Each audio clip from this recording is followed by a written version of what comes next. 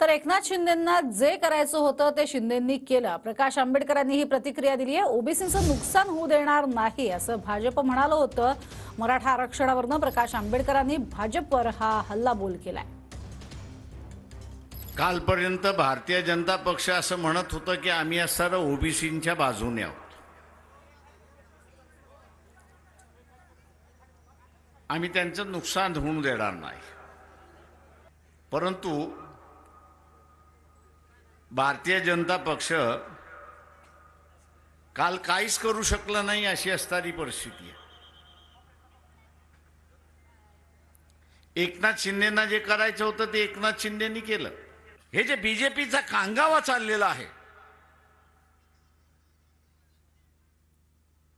धर्माचा जो कांगावा चाललेला आहे, हा एक प्रकारचा डाव आहे. आपण असं लक्षात घ्या.